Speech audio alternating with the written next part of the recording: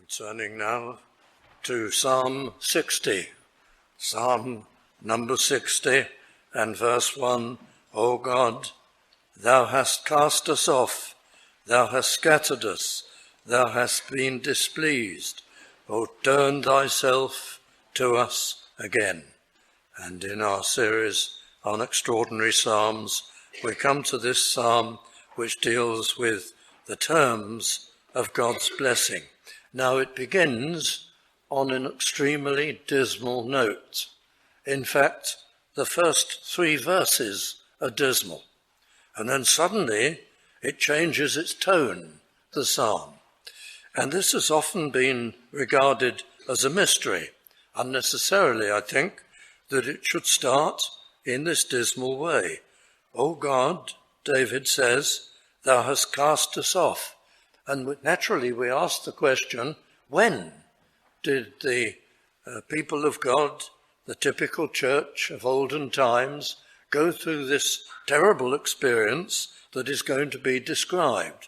Now, David was often in deep troubles himself because of hostility and opposition and so on that would crop up, but he speaks not just for himself, but for the whole nation.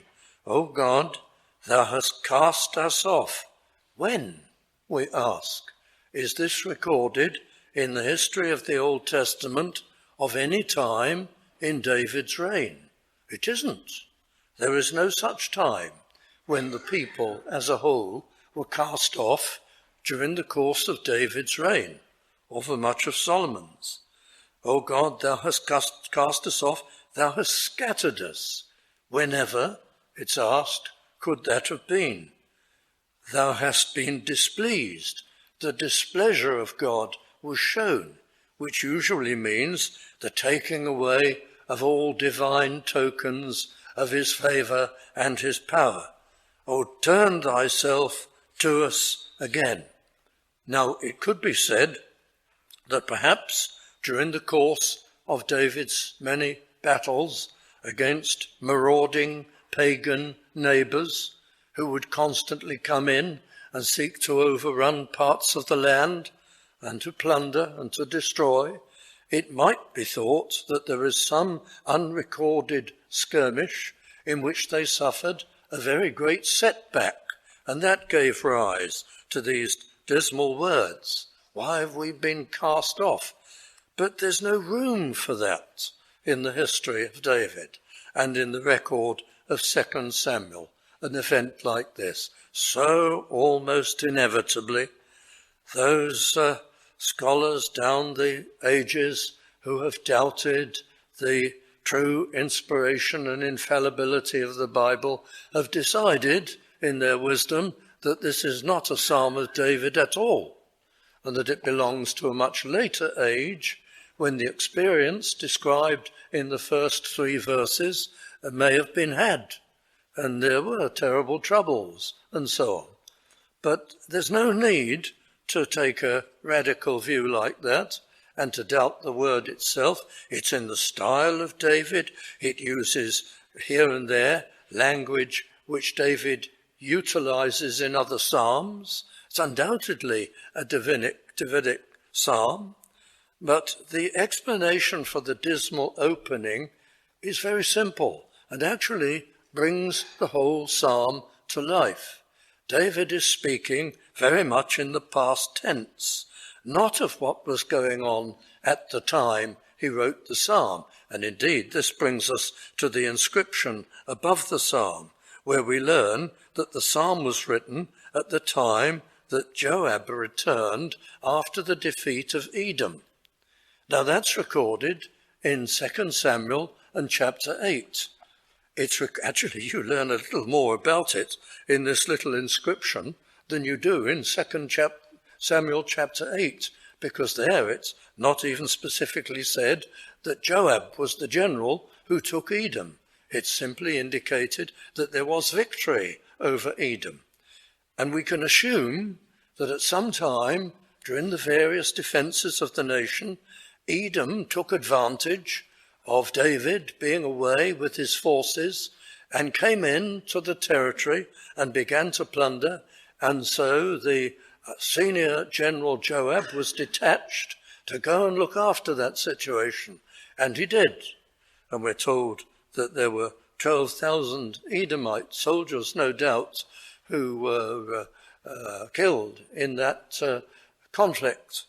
But in 2 Samuel chapter 8, we're only told of this as a victory, listed among all the others.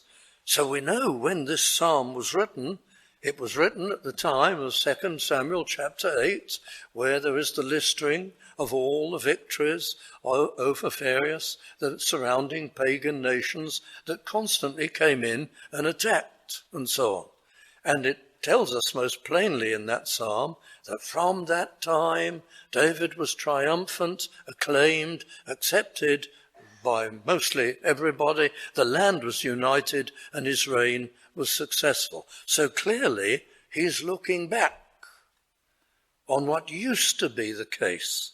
And we read the first 3 verses. It's important to understand this in this light. O God, thou hast cast us off. When? Well, I'll tell you when. In the time of King Saul, of course. Do you know what this psalm is? It's a psalm of review. It becomes a psalm of thanksgiving and prayer, but it is essentially a psalm of review.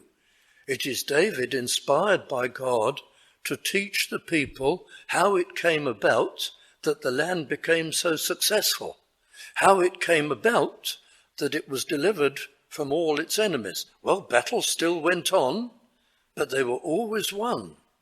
How it was that with dealing with enemies as they came in, nevertheless, they dwelt in peace and security and prosperity. And David is moved by the Spirit to remind the people it wasn't always like this. In the time of Saul, it was awful. In the time of Saul, everything failed. The divine favors were withdrawn. The protection of God was withdrawn. There was total insecurity and chaos and unhappiness. And he's calling upon the people, not boastfully, to think back and contrast all the troubles they had in the time of Saul with all the peace and prosperity and defense and protection they now enjoy and the blessings of God. And it was essential that he was moved to do that, because if people move from a bad situation to a good one, they will soon get used to it and then take it for granted and then forget the troubles that brought about the earlier dismal situation that they've been saved from. And they may slip back into those troubles, and they may fail to appreciate the principles and so on that keep them in God's favor and in happiness. So it is important that David said, look back then to Saul. Look at the disaster. Look now. Think what the difference is. This happened, this happened, this happened. Treasure these things. Hold on to these things. That is actually is the essence of Psalm 60. That's why it starts so badly, not because it's their present situation, but because it was their situation under the former king. Now, if David was himself entering into human boastfulness, there are no end of things he could have said, which give a lot of credit to him, but he doesn't mention any of those things. It's rather interesting. This isn't self-justification. This isn't the vaunting of the king. This isn't the king firmly establishing appreciation of himself, because all the things he points to are connected with the attitude of the people to God. You did think like that, and it brought trouble on you. Now God has changed everything. And we look at things like this. He only looks at the noble things. He omits even where he would have been entitled to take credit for things and say, now in the new kingdom, I do this for you, I do that. He doesn't mention anything like that. It's not self-satisfaction, it's not boasting, but he's pointing out some of the spiritual elements that led first to disaster and handled differently lead to great success. So look at the first 3 verses in this light, the dismal verses, first of all. O God, and let me insert, I hope you'll forgive me doing so, to keep it clear, let me insert, in the time of Saul. O God, in the time of Saul, thou hast cast us off, thou hast scattered us. By the way, this is the old way of looking at this psalm. This is what you'll read, say, in such as Calvin's commentary and the old writers. This was always the way of viewing this psalm. It's the only credible way. O God, thou hast cast us off, thou hast scattered us, thou hast been displeased. The displeasure of God implies serious sin among the people in their attitude to him. O turn thyself to us again. That was the cry of the people, or became their cry. Then verse 2, the picture of an earthquake is brought in to illustrate the terrible state the land had been in under King Saul. Thou hast made the earth to tremble, thou hast broken it, heal the breaches thereof, for it shaketh. Now, of course, in an earthquake, a land is almost ruined, or was years ago, and often is now, but where structures were so lightly built and so on. Thou hast made the earth to tremble, the people were afraid and alarmed and insecure. Thou hast broken it, all their village reservoirs and so on were breached, and the water flowed out, and there were breaches thereof. There was no security, any walled cities. The walls fell, for it shaketh. This is all an illustration. This is how we were in the time of Saul. There was nothing secure, there was nothing certain, and the military was badly organized and all over the place, and the land knew poverty and difficulty, and God's goodness was withdrawn. Probably even a measure of crop failure and famine. Things were in a sorry state. And then verse 3, the last of the dismal verses describing the past, thou hast showed thy people hard things. Thou hast made us to drink the wine of astonishment. Now, many of the Hebraists are fairly sure that the wine of astonishment was a sort of poison. But even if it was only something highly intoxicating, the illustration means this: the people were just so foolish that this is what they supported and this is what they wanted. It was as though the people were judiciously blinded to the problems that had brought this predicament upon them. Well, David knew about that, and he could have complained about those things in this psalm, but he refrains from speaking about himself. You remember what happened after he was anointed by Samuel to be king? Well, he could not be king because he was persecuted by Saul. And the people of the land supported Saul in this. They would inform on David. People would turn against David, of all people. They had a wretched and a godless king who sought nothing but self-glory, made a total mess of all things, and the land was in desperate straits. And yet, here is the amazing thing. Wine of astonishment is a good term. They supported him. They wanted him. Here's Saul, head and shoulders in stature above everyone else. He is surely a king. He is a person to be admired. He has regal bearing. He is the man we support. We're blinded to the chaos and the confusion. We have heard, because it surely was heard, that another is anointed to be king. We don't want that. We support him. And it's Saul who has the crack troops and the people on his side. And he wastes so much time hounding David to death, so he hopes. And David could have complained about that, but he leaves it in these terms, speaking under inspiration, thou hast made us to drink the wine of astonishment. Mark you, there's an application to that today, because we live in an age of decline spiritually, and a decline even among the Bible-believing churches, who so often, fortunately not all, but so many, seem in these strange days to be doing all the worst things they could be doing and all the wrong things. And they seem to have forsaken the right things. And we could say today, well, the testimony to Christ, evangelicalism, is truly broken. Evangelicalism in our land, generally speaking, is ineffective. It isn't winning souls. And where it appears to be winning souls, it's doing so by the wrong means. And those supposed converts, many of them, last only 5 minutes. And they're not secure because it's a superficial thing. And so, judged over 5 years or 10 years rather than a few weeks, the churches are not ultimately growing and things continue to go downhill. And yet, strangely, nobody questions it. The people are perfectly delighted. We love Saul. We want Saul. You could have said to them, but look what he's done to your nation. We want Saul. We love him. They're intoxicated. It's the wine of astonishment. Clever people have been almost judiciously blinded.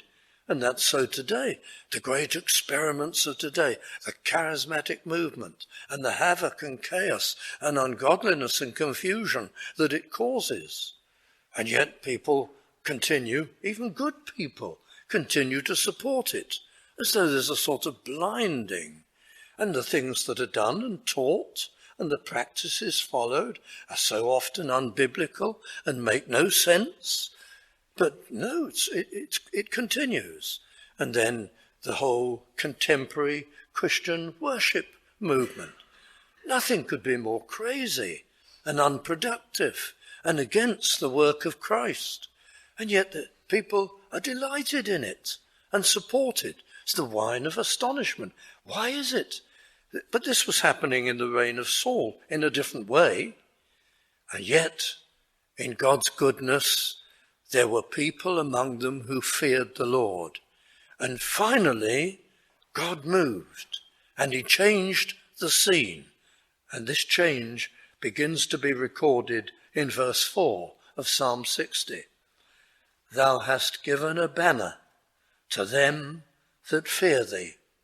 A banner, well, now it's a military illustration, as though a banner which has such properties that when it's lifted aloft, a standard or flag at the head of an army defending the nation, is bound to secure victory. A banner is given to them, which will prevail. If they follow this banner and lift it high, they will be successful. It's a figure, it's an illustration. Thou hast given a banner to them that fear thee. It turns out as you go on in the psalm, it's the banner of the word. It's the banner of God's promises and God's word. So suddenly, people like David himself and others in the land who have the truth, who are proclaiming that the land's gone wrong, that it's following unspiritual values, it isn't obedient to the word, it isn't worshipping, it isn't praying as it ought to be and calling upon God for help, it isn't trusting him, it's trusting King Saul and all his waywardness, it's going after the wrong things. Those people who lift up a banner calling the people back to a right way and to trust in the Lord, they're being heard.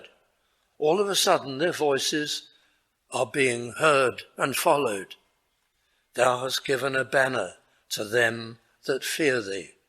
And it transforms the whole scene, that it may be displayed because of the truth, that thy beloved may be delivered, save with thy right hand, and hear me. So prayers for change are heard, and Israel begins to be transformed in its whole attitude and in its manner. And that's what we need in evangelicalism at large. I can remember going back here in South London, the time when there were evangelical churches everywhere. Just 50 years ago, Not all were entirely healthy, but many were. You think of a place like Peckham. Peckham had 3 large, flourishing evangelical causes among the nonconformists in the Baptist community just 50 years ago. There aren't any that you could call healthy now, or large, or vibrant in a true sense. It's gone.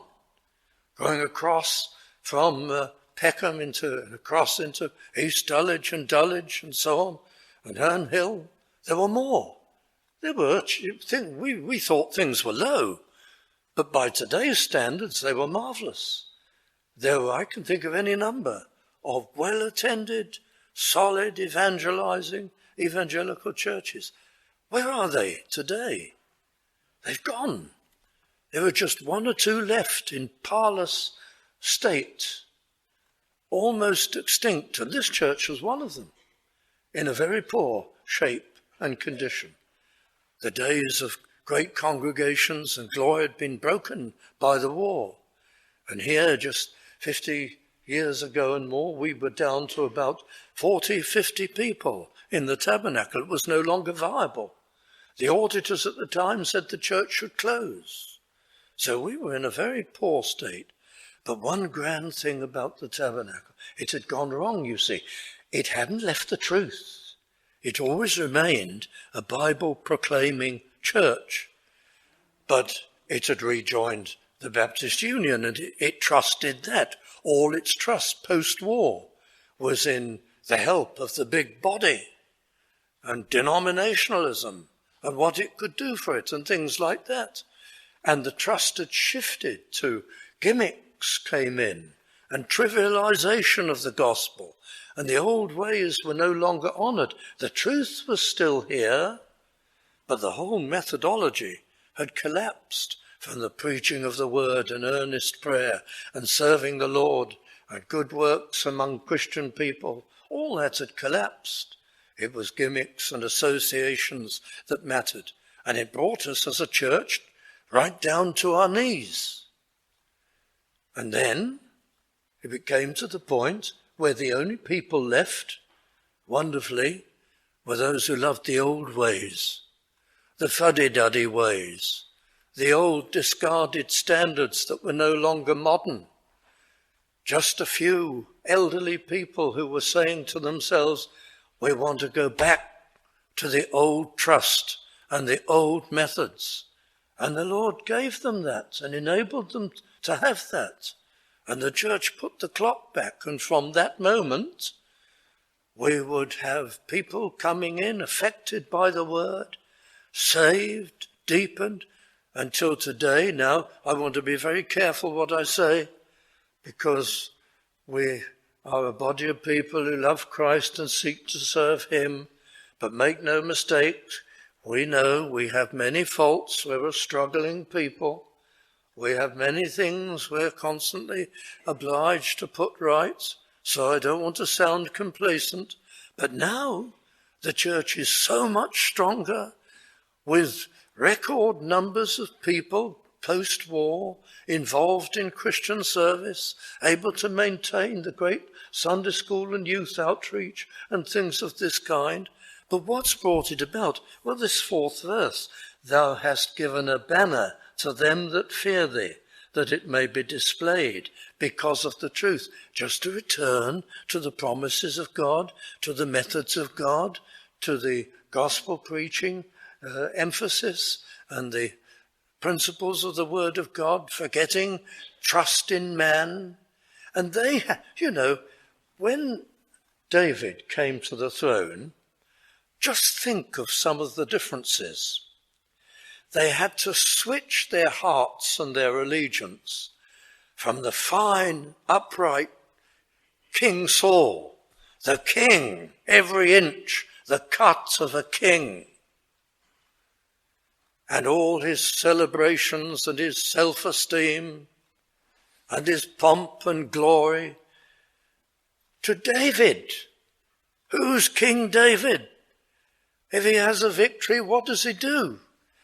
He comes back to the capital and goes straight into the house of God onto his knees and gives all the Glory to God. We don't want a king like that, some would say. We want a celebrity king. We want a great figure that the nations around can fear and admire.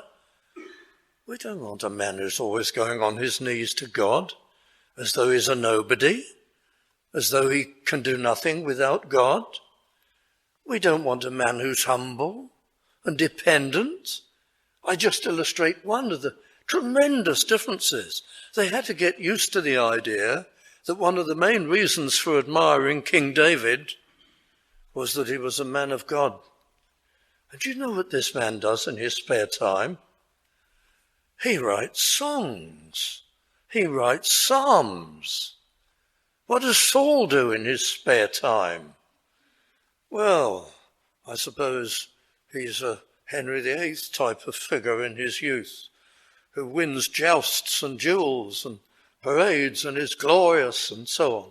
But David, he writes tender devotional songs of praise to God. But such was the work of God, the land switched its allegiance and its tastes and its appreciation. And it stood behind, or mostly, David had many people who rebelled against this within throughout his reign, but generally speaking, the people stood behind David as a man of God. What a difference. What a transformation. And God blessed that. And that's what we have to do as a church, not figureheads and gimmicks and devices of man. Look at one of the last verses of this psalm, Psalm 11, verse 11. Give us help from trouble, for vain is the help of man. And vain are the devices and inventions of man. And vain are all the things that are invented as gimmicks for churches to do, to give them surefire success. Says this verse, they won't work, any of them, because God insists on the preaching of the gospel and prayer and reliance on him and nothing else. So that's really what this psalm is doing. And I'm only trying to imitate it, where it draws attention to the great difference between the state of affairs under Saul and the state of affairs under David. And it magnificently does it without any self-credit taken by David. So that down in verse 5, that thy beloved, who's thy beloved? Well, it's the people. It starts off with a few that fear him. And with the work of God taking place, it soon becomes the people generally who have been promoted from a few fearing to many being loved by God. That thy beloved may be delivered. Save with thy right hand, we might say, with all thy mighty power, O God, and hear me. And the prayer is heard. Things have changed. Everything has changed. Now look what David does under inspiration in verse 6 as the psalm begins to take an even more elevated direction. God hath spoken in his holiness. And what follows is not a quotation. You won't see any references here, though there are some, but to direct quotations of any words of God. Because God is portrayed here rather than quoted as saying victorious things. I will rejoice in my people, that is, and have pleasure in them. I will divide Shechem and mete out the valley of Succoth. Well, Shechem and Succoth are great historic names in the land, and they're clearly taken here to represent between them all the land. But all the land is described in grandiose historic terms. I will divide them. And it seems to be a statement that says God will protect all the portions of the land that have been given to the tribes. Under Saul, that didn't happen. Under Saul, there was tremendous erosion of great areas of land by pagan marauders coming in and doing as they wished. Sometimes they get chased out, but not always, and nobody ever knew when they would come and create disturbance. And the statement of verse 6 appears to be David saying, God spoke to us. God made promises. Well, he did. You find them in the Old Testament. You find them in the book of Genesis. You find them in Numbers. You find them in Deuteronomy. The great statements of blessing of the tribes of Israel. But here it's put into different language. And probably David had statements from God through the Urim and the Thummim, through the high priest, outside the holy place. And God would say to him, I assure you, your efforts to defend the land will be victorious. So I will divide Shechem and mete out the valley of Succoth, probably refers to the integrity being maintained of the allotted lands to the tribes during David's reign. And then Gilead is mine, Manasseh, Ephraim, and Judah. Well, Gilead and Manasseh were the lands east of Jordan, and Ephraim and Judah were the principal tribes west of Jordan. And that's very precious, because Ephraim was the largest of the tribes, and it was, I suppose, the major military muscle of Israel. Whereas from Judah came the line of David and the lawgivers. And it was only during the reign of David and much of Solomon that Ephraim and Judah worked in harmony. Harmony was now a characteristic of the land. Harmony is a characteristic of congregations when the Lord is with them, when the Lord is at work and he alone is trusted. So Ephraim, for the first time in their history, didn't mind being ruled by Judah. Wonderful. To Judah fell the task of government. To Ephraim fell the task of military defense, and they accepted it and were happy with it. That's the Lord who'd done that. It wasn't so under King Saul. And then the heathen nations that were among the leading hostiles in verse 8, Moab is my washpot. In other words, Moab, for all its pride, the famous pride of Moab, is going to be in service to Israel. Over Edom will I cast out my shoe, which appears to be a kind of term of contempt. And yet Edom had wonderful fortifications. And then a strange phrase, Philistia, an enemy, triumph thou because of me, which can only mean something like this, that Philistia, when her marauding bands are defeated, and she's brought under the government of David, will actually rejoice and will breathe a sigh of relief and say, we never thought this would happen, but we're far, far happier under David than we ever were under our own kings. That must be the meaning of Philistia, triumph thou because of me. So it was a kindly rule. But these are statements of God. They're assurances to David and the land that they will defend successfully and triumphantly. And verse 9 seems to anticipate an objection or a question. Who will bring me into the strong city? Who will lead me into Edom, that garrisoned capital of Edom? Well, God has given great assurance. Verse 10, wilt not thou, O God, which hadst cast us off, and thou, God, past tense, which hadst cast us off in the reign of Saul, but not now, and thou, O God, which didst not go out with our armies.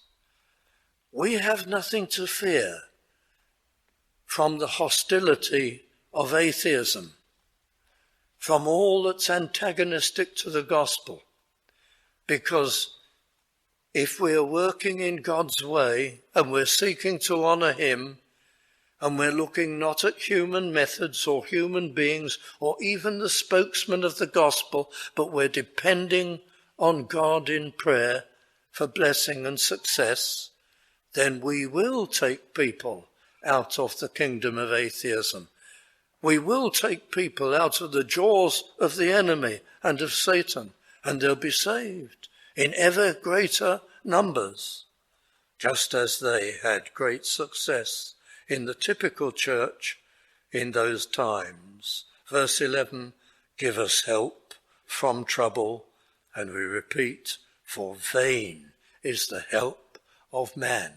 Nearly all the books you can buy today on evangelism are cram full of human devices and ideas. Quite recently I was reading of a conference, I dare not tell you which one it was, among evangelical churches, because I don't know the absolute certainty of what I'm going to suggest to you, but anyway, the theme of the conference was something like communicating the gospel, I forget the precise title, in postmodern times. But I looked down at all the speakers, and as far as I'm aware, though all those speakers were evangelical men, none of them would be known as gospel preachers. None of them would have been people who were trying in their churches with regular evangelism, proclamation of the gospel, laying aside of contemporary nonsense and human gimmicks. All of them would have been up to their ears in all these things. And I thought to myself, how tragic and how sad this is. What's the point of getting ministers together and talking about communicating truth in postmodern times if you're just not doing any of the basic things? I'm thinking of Saul. I'm not suggesting those men are as bad as Saul. I'm not suggesting that they're not believers at all, or that they're secret sinners. I don't want to suggest anything about them and their lives. But there's a stark similarity in that Saul, well, he stood for not trusting the Lord and the ways of the Lord and the worship and the house of God, but human strength, and it failed him, and human devices and strategies. And they loved him. He was a carnal king. And even believers can be behaving in a carnal way. And we, all the time, we like David, we must say sometimes, why is it that we didn't die with the other South London churches of 50 years ago? Why did we not continue to go down? Well, because we were blessed in that we got down to a remnant of people who wanted the old ways back, and they prayed for them to come back. And they did. And all the power of God is in the old ways and the methods of the word. And that's the thing I'm emphasizing this evening. It's a psalm of comparison. It's a psalm which calls us to look at the evidence. It's a psalm which reminds us to appreciate every ounce of blessing and what it has been based on, so that we never forget the things that take us down, and we never cease to appreciate the things that lift us up. Give us help from trouble, for vain is the help of man. And the last verse, through God we shall do valiantly, for he it is that shall tread down our enemies and draw people out of the clutches of the enemies of the gospel, even as we proclaim, teach children, knock doors, reach out to a community. The Lord will do it. That, I believe, is the message of Psalm 60, and the intention of David in moving from the dismal to the triumphant. Don't forget, it's a comparison of the reign of Saul with the reign of David.